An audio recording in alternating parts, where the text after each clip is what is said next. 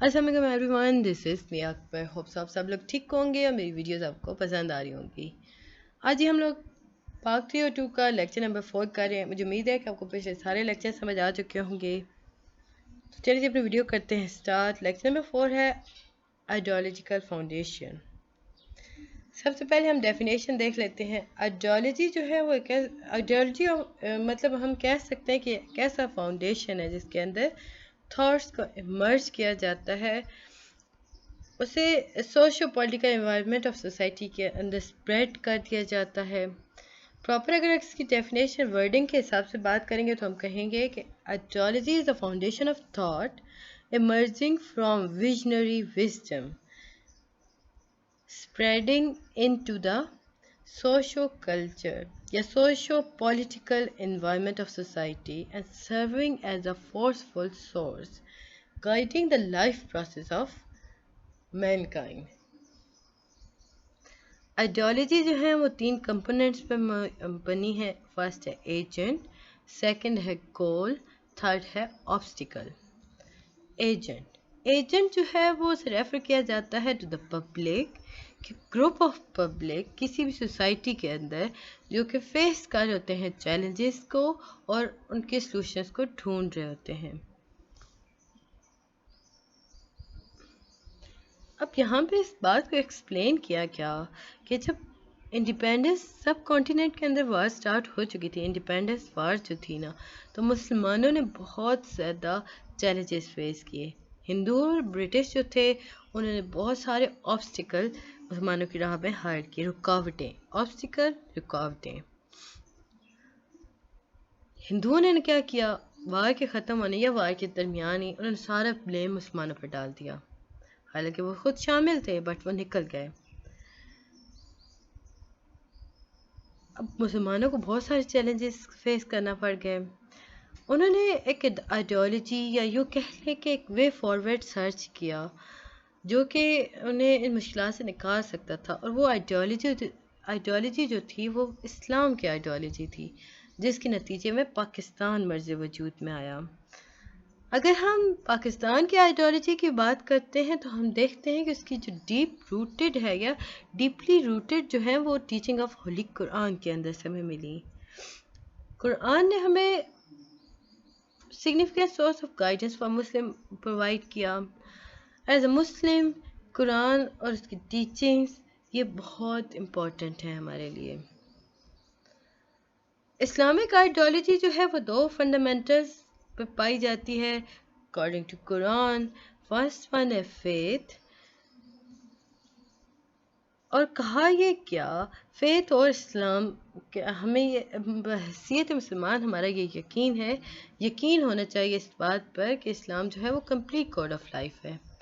Faith हमारे दिलों से है, हम उससे चैलेंज नहीं कर सकते। हमारे दिल में मौजूद यकीन का नाम फेथ है। ये वो यकीन है जो कि हमें डिबेट और इंटरप्रिटेशन के अंदर के लिए दरवाजे खोलता है। ये हमारे आइडेंटिटी का एक इंटीग्रल पार्ट है। इस्लामिक फेथ के अंदर हमारे पास वहादियत यानी यूनिटी के बारे में बात की जाती है, अज़मत यानी ग्रेटनेस की बात की जाती है, रिसालत यानी प्रॉफिटहुड की बात की जाती है, एंड आखिरत यानी हेयर आफ्टर के बारे में बात की जाती है। अगर हम इस्लाम को देखें कंप्लीट कोड ऑफ लाइफ, तो हम देखते हैं कि ये इस्लाम जो है वो हर ज़िंदगी के हर पहलू पर रोशनी डालता है। ये हमें गाइडेंस देता है कि हम किस तरह अपनी ज़िंदगी को एक अच्छे तरीके से गुजार सकते हैं। अल्लाह हमें रास्ता दिखाता है सही और गलत चुनने का। हमें बताता है कुरान पाक के अंदर कि हम मुश्किलों को कैसे अबूर कर सकते हैं, हम अपने गोल्स को कैसे अचीव कर सकते हैं। अब जो टीचिंग है ना वो रिलेट करती है कंप्लीट कोड ऑफ लाइफ को। अब ये जो हम बात करते हैं ना, इस्लाम ने हमें बताया कि कंप्लीट कोड ऑफ लाइफ है क्या। इसकी जो पूरी हमारे पास एक समझ लें कि एक प्रॉपर तरीका जो है वो हमें मदीना मुनव्वरा के अंदर मिलता है। यानी मदनी सूरा जितनी नाजिल हुई हैं उन सब के अंदर अल्लाह ताला ने हमें ज़िंदगी को गुजारने के तरीके ही बताए हैं। यूँ समझ लें उन सूरज के अंदर रिलेशनशिप कैसे आप مینٹین کر سکتے ہو، economic structure for Muslim society کیسے ہو سکتا ہے، تو یہ ساری باتیں ان میں ہوئی۔ اسلام جو ہے وہ سمپل ریلیجن نہیں ہے جو کہ ہمیں کلچر کے بارے میں بات کرے گا، ویئر ایز اسلام جو ہے وہ کمپلیٹ کوڈ آف لائف ہے۔ اگر ہم دوسرے مذاہب کے بارے میں بات کریں نا تو دوسرے مذہب جو ہیں وہ خالی کلچر اٹسیلف کے بارے میں بات کر رہے ہوتے ہیں، لیکن اسلام جو ہے وہ ہمیں بتاتا ہے کہ آپ اپنے ایکشنز، اپنے سٹیپس کو کس طرح لے کے چل سکتے ہو، آپ کیسے ان پہ فردر موو کر سکتے ہو۔ آئیڈیالوجی آف پاکستان کے اندر ہم دیکھتے ہیں تو ہمیں پتہ چلتا ہے کہ اینشینٹ ورلڈ کے اندر ہندوازم اتنا لمیٹڈ نہیں تھا، بٹ وہ ایکسٹینڈڈ تھا to the mind modern level of subcontinent during the period. یہ وہ حصہ ہے، یہ وہ وقت ہے جب مغل ایرا کا زوال ہو رہا تھا، اور اورنگزیب عالمگیر کی ڈیتھ کے بعد کا یہ پورا ایک حصہ ہے۔ یہ وہ ٹائم ہے جب مغل جو تھے وہ تباہی کی طرف جا رہے تھے، اپنے ہی کارناموں کی وجہ سے برٹش جو تھے وہ ایڈوانٹیج لے رہے تھے سچویشن کا۔ اب وہ انہوں نے کیا کیا، اپنے ٹریڈ کے ساتھ انہوں نے اپنی آرمی کو سب کانٹیننٹ کے اندر لانا شروع کر دیا تاکہ وہ پاور میں آ سکیں۔ 1757 کے اندر انہوں نے سراج الدولہ کے ساتھ جنگ کی۔ سراج الدولہ کو دھوکہ دیا تھا امیر جعفر نے، جس کی وجہ سے سراج الدولہ کی ڈیتھ ہو گئی، یعنی اسے شہادت نصیب ہوئی۔ اب امیر جعفر کون تھا، اب ہم اسے ڈسکس کرتے ہیں۔ 1757 سے 1857 کے درمیان یہ وہ ایرا ہے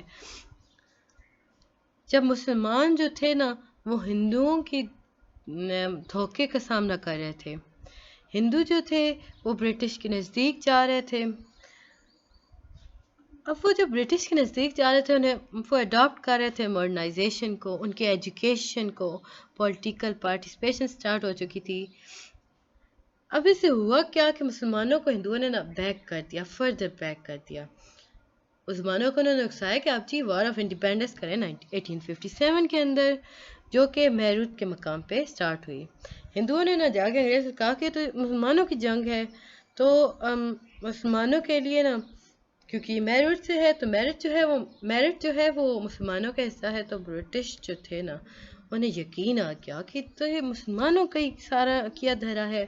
انہوں نے مسلمانوں پہ ظلم کرنا شروع کر دیے اور ہندوؤں پہ بہت زیادہ فیور کرنا شروع کر دی۔ سر سید احمد خان آئیڈیالوجی آف پاکستان کی اگر ہم بات کریں تو برٹش ایرا کے اندر سر سید احمد خان جو تھے نا وہ پرومیننٹ فگر کے طور پہ سامنے آئے مسلمانوں کے لیے۔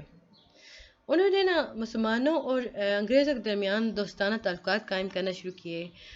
سر سید احمد خان نے زور دیا ایجوکیشن پر، اور انہوں نے ایک بات بتائی مسلمانوں کو کہ آپ اوائڈ کریں پولیٹیکل انوالومنٹ کے لیے، یعنی کہ پولیٹیکلی آپ انوالو مت ہوں، مسلمانوں کو انہوں نے کہا تھا۔ یہ وہ ٹائم نہیں ہے جب ہم کہہ سکتے ہیں کہ یہ آئیڈیالوجی آف پاکستان کا ٹائم تھا، بٹ یہ وہ وقت تھا جب آئیڈیالوجی آف پاکستان کی بنیاد رکھی جا چکی تھی۔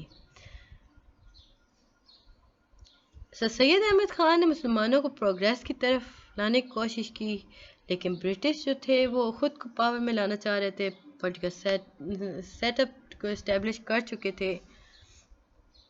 اب ہم دیکھتے ہیں علامہ اقبال کو۔ یہ وہ وقت تھا نا جب مسلمانوں نے اپنی آئیڈیالوجی کو امبریس کیا۔ اس وقت ہمارے سامنے ایک اور بہت عظیم ہستی آئی جو تھے علامہ محمد اقبال۔ انہوں نے ایک پروفاؤنڈ ویژن دیا آئیڈینٹی کا، ایک آئیڈیالوجی مسلمانوں کو بتائی۔ انہوں نے کیا کیا، علامہ اقبال نے کیا کیا، انہوں نے مرج کر دی آئیڈیالوجی آف اسلام اور پاکستان کو،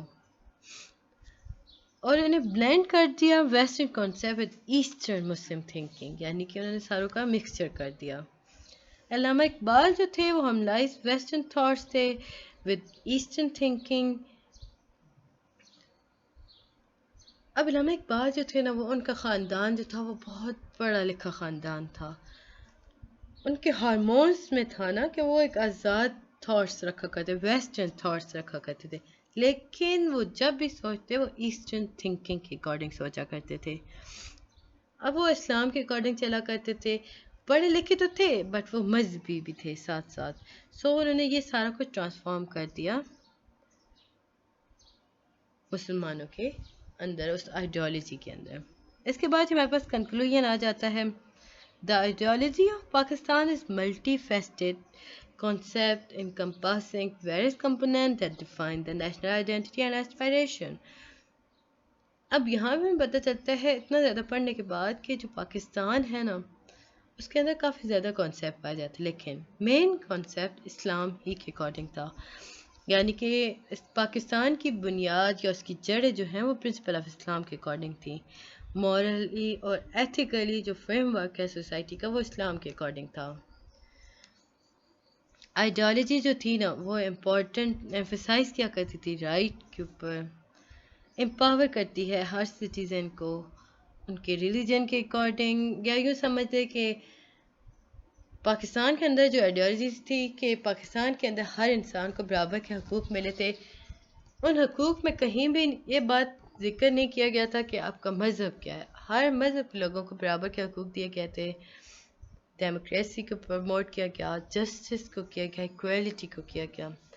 جو آئیڈیالوجی آف پاکستان ہے نا اس کے اندر اکنامک پروگریس کافی زیادہ ہوئی، سیلف ریلائنس ہو گیا، کلچر ہیریٹیج آ گیا.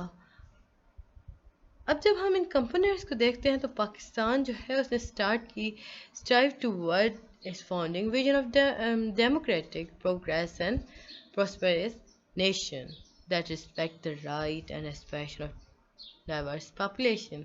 جس کا اگر ہم لب لباب کی بات کریں یعنی کہ مورل کی بات کرتے ہیں، نتیجے کی بات کرتے ہیں، تو ہمیں پتہ چلتا ہے کہ پاکستان جو ہے اس نے اچھا گائز کائنڈلی میرے چینل کو لائک اور سبسکرائب ضرور کیجیے گا. ویڈیو پسند آتی ہے تو کمنٹ کیجیے گا کہ پاکستان جو ہے پاکستان ایک ایسا ملک بن کے سامنے آیا جس کے اندر سب کو ایکول رائٹس تھے، ساروں کو حقوق دیے جا رہے تھے.